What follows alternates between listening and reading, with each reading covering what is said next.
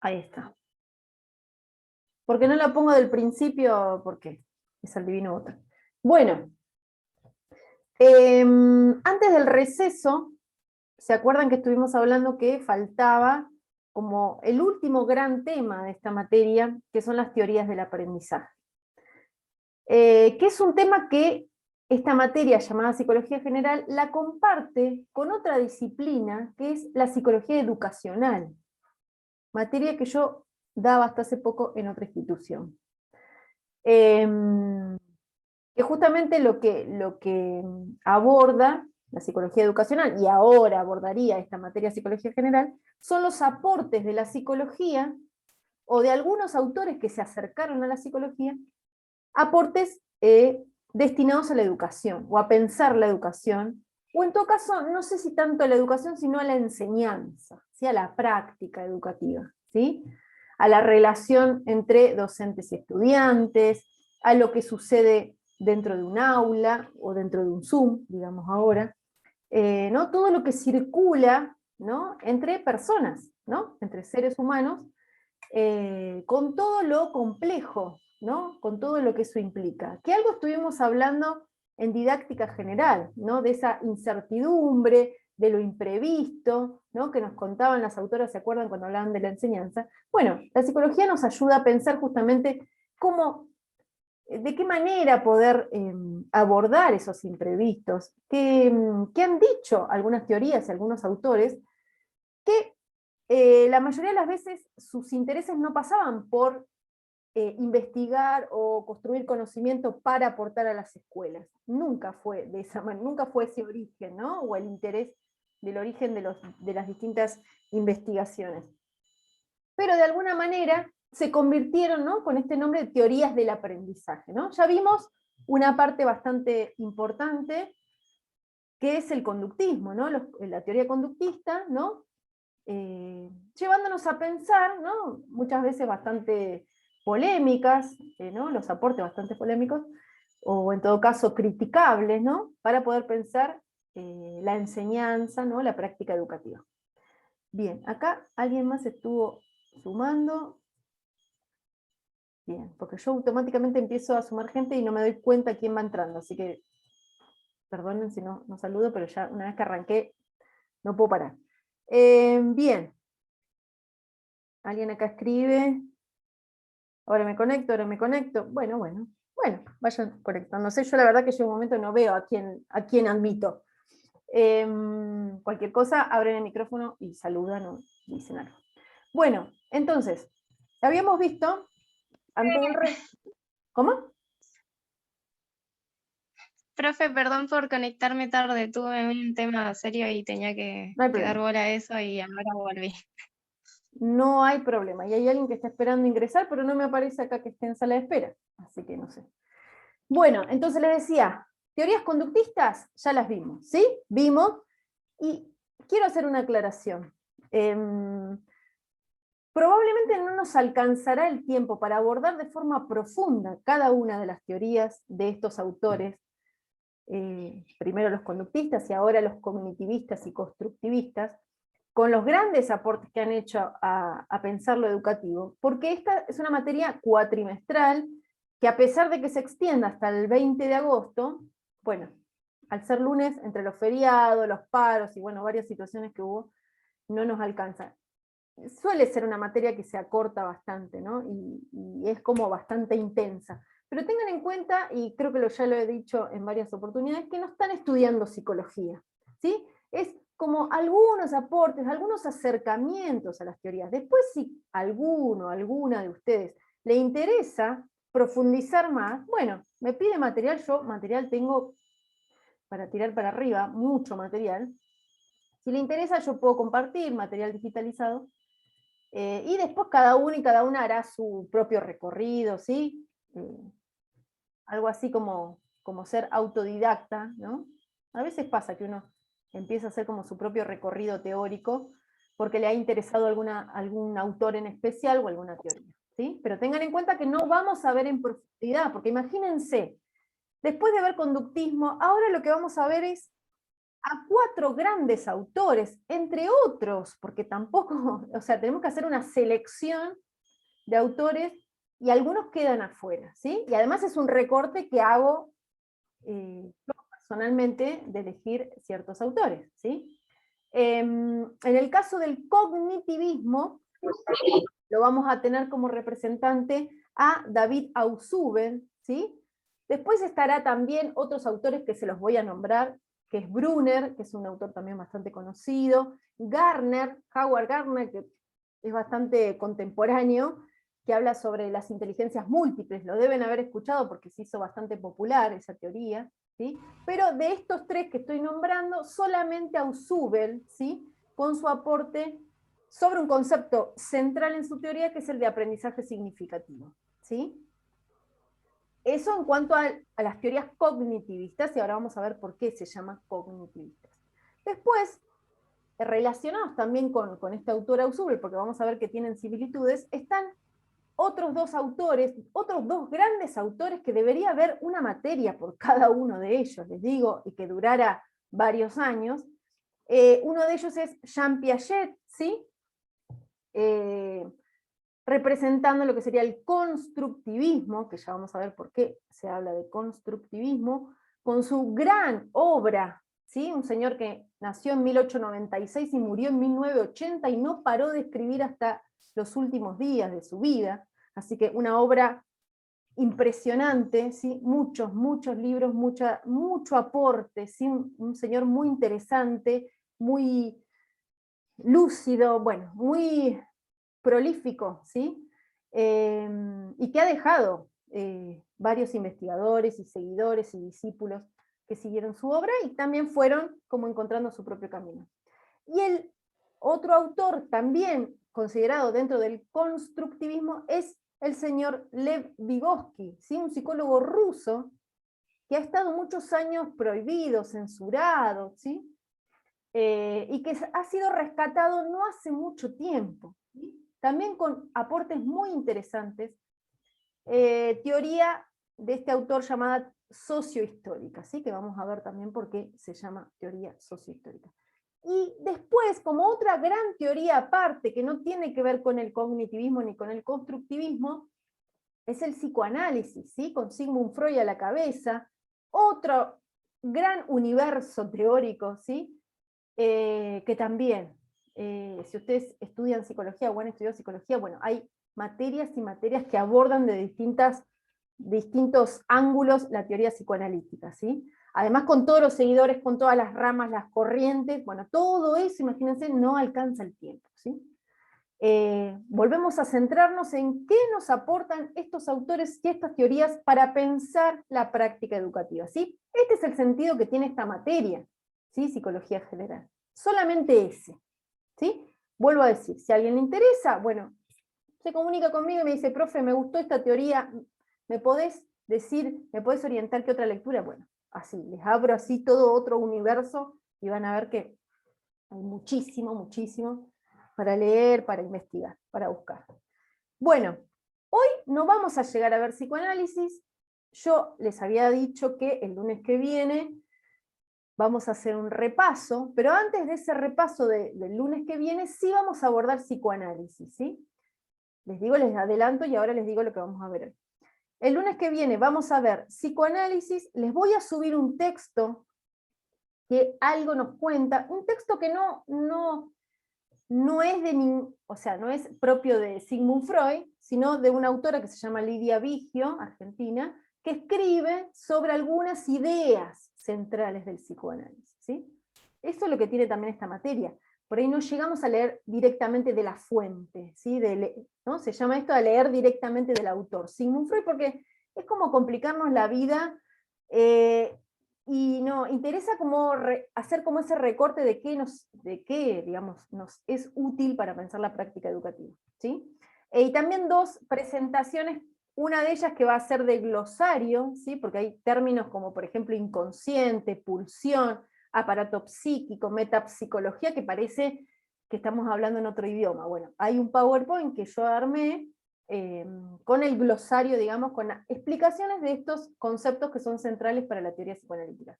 pero eso va a ser para la próxima, ¿sí? Ustedes vayan tomando nota, yo me anoto todo lo que les cuento, pero ustedes también tomen nota, ¿sí? Por si me olvido de algo, ustedes me lo recuerdan.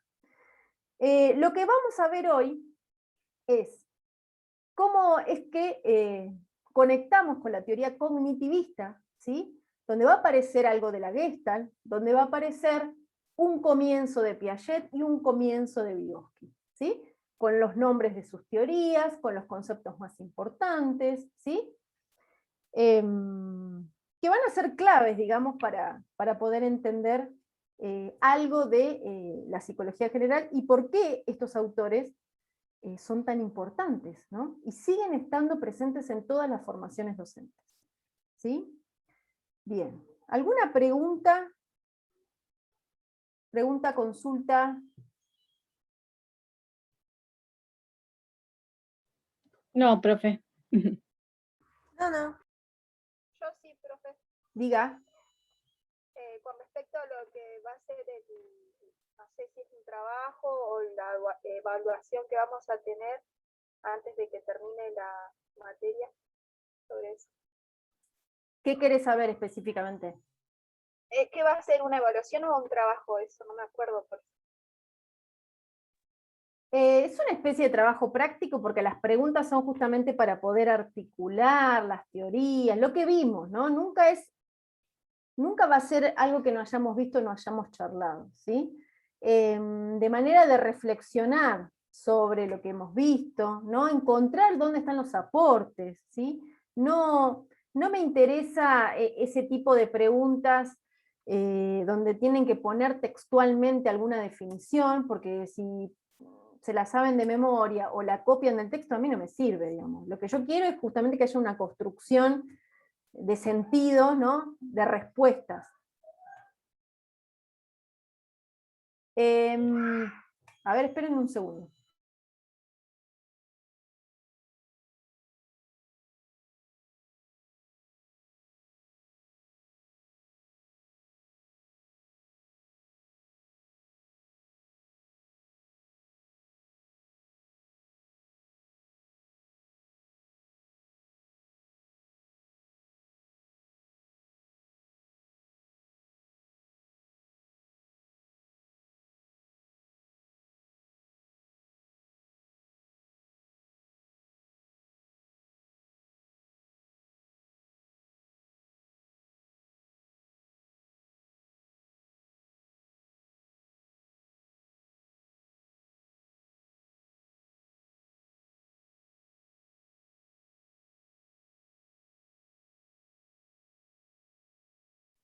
Acá volví.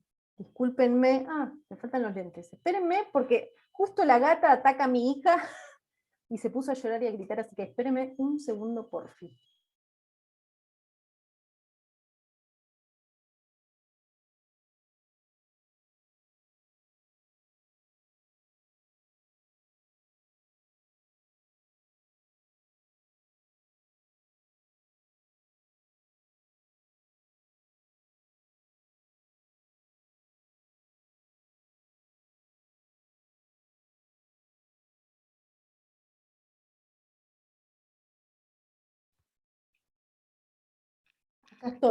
Acá estoy. Discúlpenme, pero esas cosas que suelen suceder.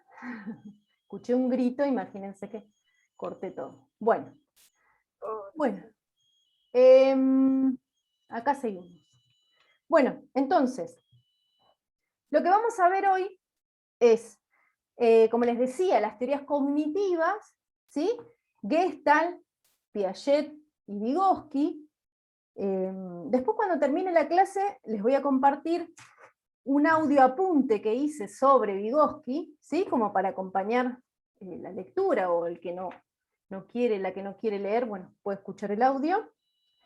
Y un texto también, que está, este audio que les decía está basado en este texto, que es de un señor llamado Marcos Lucci, que ha escrito sobre todo sobre el contexto histórico en el cual surge la teoría de Vygotsky, ¿sí? Para entender, ¿sí? Esto que ya habíamos dicho en un principio, lo importante que es tener en cuenta el contexto en el cual se construye una teoría, ¿sí?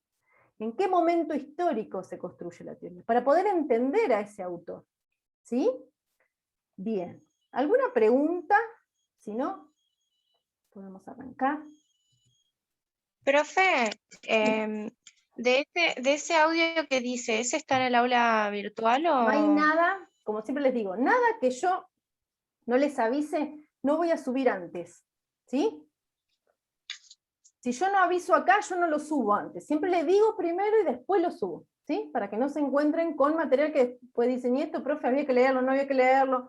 Esa es de acá. Bueno, para no generar todo ese tipo de confusión. Dale, genial, porque yo justo me había metido al aula y dije, bueno, mientras veo la clase, chusmeo de qué No, está hablando. nunca, no, porque yo te spoileo antes de que veas el material. Directamente. No me parece que se encuentre con material, nada, es una cuestión mía, ¿no? Que se encuentre con material previo a charlarlo acá.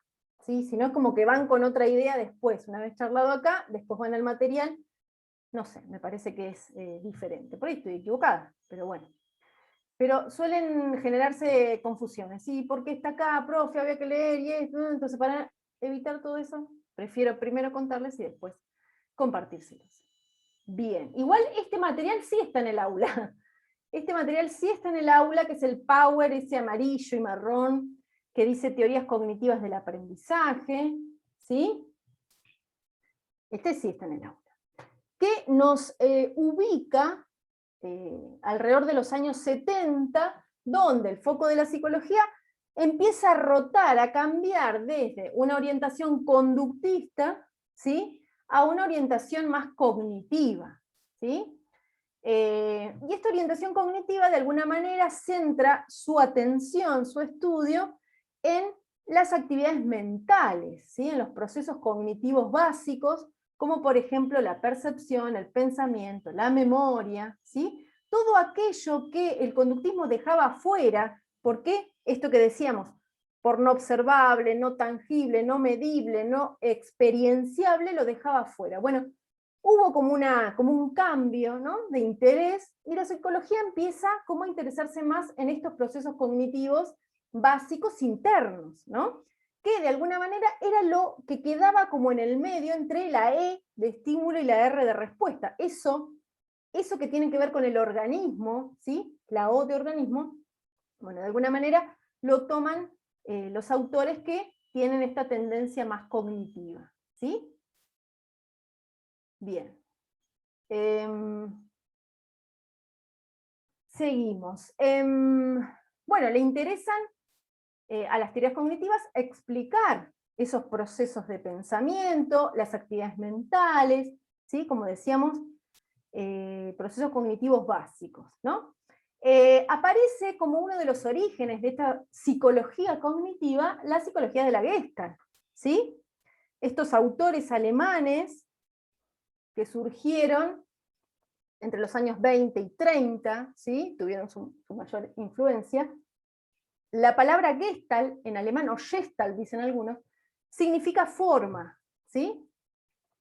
Y lo que ellos sostenían era que el conductismo, de alguna manera, había ciertas áreas o ciertos aspectos de la conducta humana que no podían explicar, ¿sí?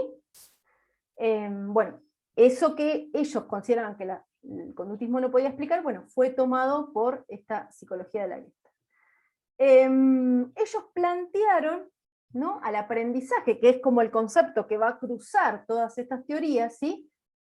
Vayan prestando atención mientras vamos charlando, mientras lean después, mientras se acerquen al material, ¿cómo consideran el aprendizaje cada una de las teorías? Porque puede llegar a ser una pregunta de parcial, ¿sí? ¿Cómo considera el aprendizaje los conductistas? ¿O cómo lo definen? Por ejemplo, podría ser una pregunta, ¿sí? Ese tipo de pregunta me interesa a mí. O los cognitivistas, o los gestaltistas, ¿cómo consideran el aprendizaje? Por ejemplo, puede ser una pregunta. Otra pregunta Silvana, puede ser, sí, ¿y cómo lo considera? bueno, ahí voy, ahí voy. Tranqui, ahí voy. Igual no quiere decir que las preguntas sean exactamente estas que estoy diciendo, pero digo, de este tipo, ¿sí? De este tipo. O cuál es la concepción de sujeto que tiene cada teoría, por ejemplo. ¿sí? Pueden ir armando su propio cuadro, ¿sí? Haciendo este rescate. Bueno, ¿qué decían los gestaltistas de lo que es el aprendizaje? O de lo, sí, para ellos, ¿qué es el aprendizaje? Ellos decían que esto se producía a través de un proceso de organización, ¿sí? Organización y reorganización cognitiva del campo perceptual. Porque ese era el tema que a ellos les interesaba, la percepción. ¿Sí? Esperen que admito a alguien. El campo de la percepción, ¿sí? Entonces, este proceso de organización y reorganización cognitiva de ese campo perceptual era lo que ocurría en este aprendizaje, ¿sí? Donde el sujeto juega un rol activo. Así que ahí ya les dije varias respuestas, ¿sí? El rol del sujeto y cómo consideran el aprendizaje. ¿Por qué decían que el sujeto tiene un papel activo? ¿Por qué? Porque en ese acercamiento, en ese procesamiento de los estímulos, los sujetos agregamos algo a esa percepción, ¿sí? La organizamos de determinada forma, ¿sí? Para poder percibirlas como una unidad, una totalidad, ¿sí? Eso es lo que dicen los gestaltistas. Esto es a grandes rasgos y generalidades, no vamos a ir en detalle a la teoría de la Gestalt, ¿sí? Por favor, vuelvo a aclarar esto, ¿sí? Bien. Bueno, entonces, consideraban al ser humano, a las personas, como procesadores activos de estímulos, ¿sí? Y esta concepción de ser humano, ¿no? Como activo, como procesador activo de esos estímulos, tuvo repercusiones, ¿no? En esto de entender el aprendizaje y en esto de los aportes a la educación, ¿sí? Entonces se empezó a prestar más atención en la forma en que los seres humanos procesamos la información, ¿sí? Y de acá surgen otras teorías, porque imagínense que esta teoría de la Gestalt sirvió de origen, ¿no? Como podemos decir que influenció de alguna manera a las otras teorías, ¿sí? Vamos a ver como ciertos sesgos, rasgos, ¿no? En las otras teorías que continúan, ¿no? No hay ninguna teoría que haya empezado de cero de alguna manera y no se haya basado en otra anterior, ya sea para criticarla, ya sea para complementarla, para ampliarla, ¿sí? Entonces la Gestalt viene a ser como la gran teoría madre de las que vinieron después, cognitivistas y constructivistas, ¿sí? Esto de considerar todo lo que dejaba por fuera el conductismo, por ejemplo, es algo que pasa en las otras teorías, ¿sí? Esto de lo interno, los procesos mentales, lo cognitivo, ¿sí? Empieza a haber más interés por esos temas. Bien. ¿Qué más? ¿Qué más? ¿Qué más? Silvana, entonces la Gestalt primero. La Gestalt primero. La Gestalt primero. Es, sí.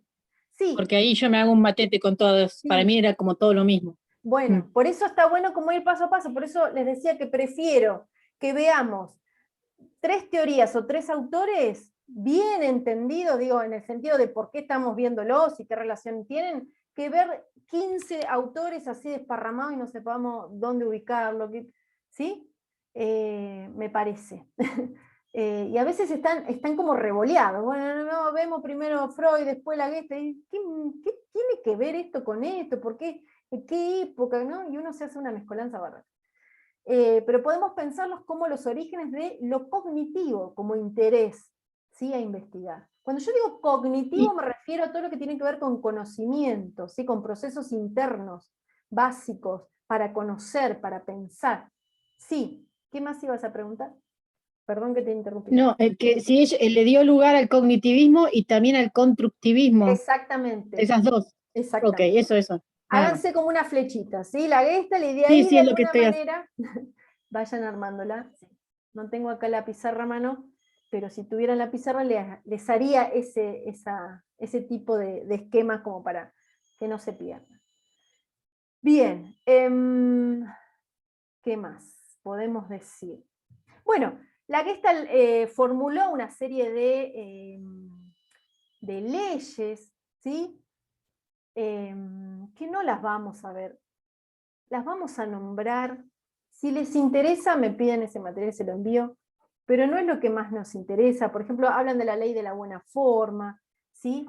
Habrán visto muchos juegos visuales, ¿no? Que aparecen, como por ejemplo cuando uno ve como, si mira de una manera, ve como dos personas enfrentadas, y si se aleja un poco más ve que es una copa, ¿no? Que es como la silueta de una copa. Habrán visto seguramente. O una figura, Sí. es típica esa, ¿no? Una figura que parece una mujer, pero también a la vez parece una bruja, ¿no? Como, ¿no?